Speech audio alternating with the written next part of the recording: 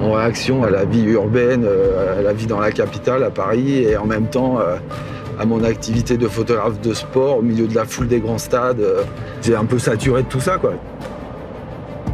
J'ai eu envie de m'intéresser à autre chose que l'humain et naturellement, je me suis tourné sur tout le reste du vivant. Donc là, on est en train de quitter la région de Nairobi pour aller chercher le territoire des animaux.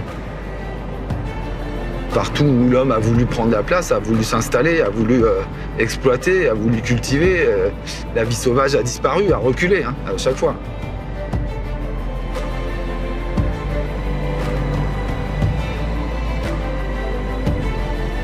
Je ressens moins de danger à saisir l'intimité des animaux sauvages qu'à vivre parmi les hommes.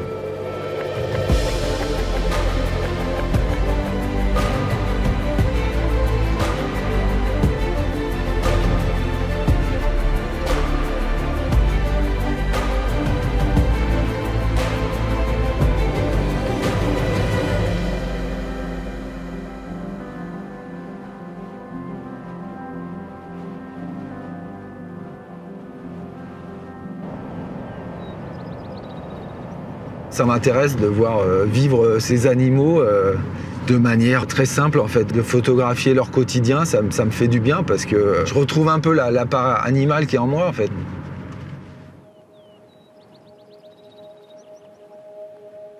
Je pense qu'on peut parler d'une allure sauvage qui va être l'expression d'une attitude et aussi d'une prestance. L'animal sauvage a cette présence incroyable. Moi, à chaque fois, je suis complètement fasciné par cette allure sauvage. Ouais. Cette quête, pour moi, elle est sans fin, en fait, parce que chaque fois que je reviens ici, j'ai toujours de l'inspiration. Je suis toujours comme un gamin, je retrouve mon regard d'enfant sur toute cette beauté. Puis tout ça, ça me nuise aussi, donc j'ai comme un empressement à saisir ce que la nature va m'offrir, parce que je sais que ces moments-là sont précieux et rares, et que peut-être que je les reverrai jamais, en fait.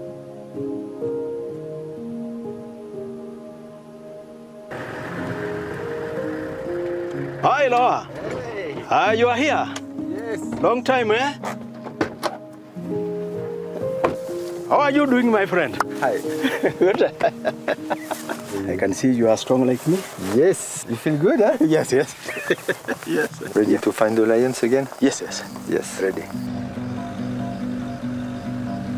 Maurice, en fait, il a un rôle essentiel dans cette quête, c'est-à-dire qu'il part avant l'aube en éclaireur, en fait, pour essayer de trouver des individus esthétiquement photographiables, mais qu'il a une connaissance assez incroyable de cet univers-là. Et aujourd'hui, on n'a même quasiment plus besoin de se parler pour se comprendre, en fait. Il se connaît presque par cœur et il est aussi friand que moi de nouvelles scènes, de nouvelles rencontres, de nouvelles images, et ça, c'est génial, quoi.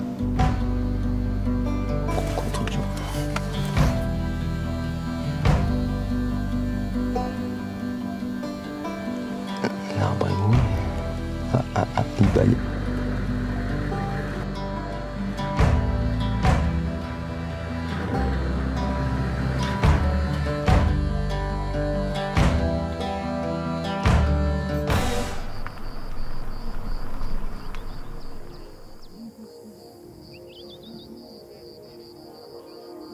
Lions are actually one of the most iconic species. Sometimes some of them will just do some things that will move you emotionally. I've developed sort of a connection or a bond with these animals. They are like good friends. Yeah, they're like, some of them are like my best friends. Some of them I've known them since they were cubs. Il y a du monde, hein. Je sais pas combien il y en a peut-être 200 buffles, là. 200, 300 buffles. On a juste le bruit du vent dans les herbes. L'allure des félins, c'est cette présence, cette prestance, cette fierté, cette beauté naturelle. Les animaux, ils jouent pas des rôles, quoi. Je veux dire, ils ont du charisme sans avoir besoin d'en rajouter, en fait. De partager quelques moments avec eux comme ça me fait du bien. C'est presque thérapeutique, quoi.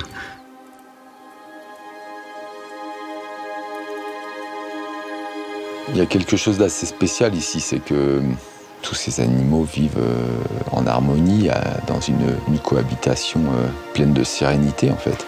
Ça te fait un peu oublier qu'il peut y avoir effectivement avec les grands prédateurs qui sont tout autour des moments incroyables de férocité et en même temps sublimes.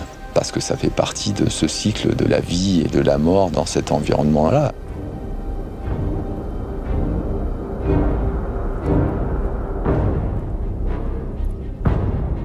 Ils vont essayer de l'attaquer par derrière. Ah merde, il est parti dans les fourrés. Regarde ça.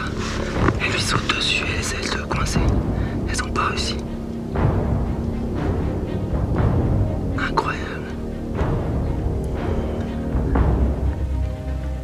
Elles l'ont couché, ça y est.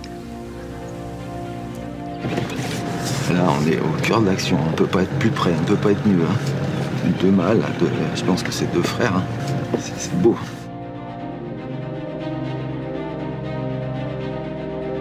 Qui mieux que le lion peut incarner cette allure, quoi. Il impose sa présence, il impose sa prestance, il impose sa force. Presque tu retiens ton souffle, quoi. T'as l'impression que tout s'arrête quand Sa Majesté passe, quoi. Et souvent, il est dans une espèce de lenteur, de nonchalance assez incroyable. Et pourtant, il dégage quelque chose d'énorme, quoi. C'est difficile de rester insensible, quoi. Ou t'as peur, ou t'es fasciné, ou t'es sous son emprise, en fait, quoi. C'est ça qui est assez dingue.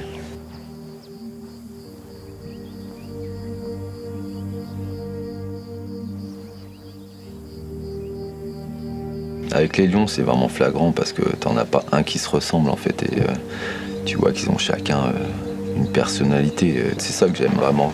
Photographier l'individu plutôt que l'espèce en fait. Aller chercher le trait de caractère d'une gueule, une expression, un regard. Souvent les gens me disent oh, mais ça me rappelle mon père ou mon grand-père ou un acteur célèbre. C'est assez étonnant de voir le regard des gens en fonction de leur propre histoire et de leur propre sensibilité, quoi.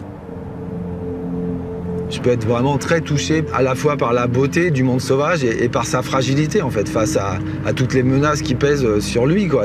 Ça me rend très sensible et très empathique. Je me dis que leur sort et le sort de mes enfants est complètement lié et ça me touche, ouais, ça me touche profondément.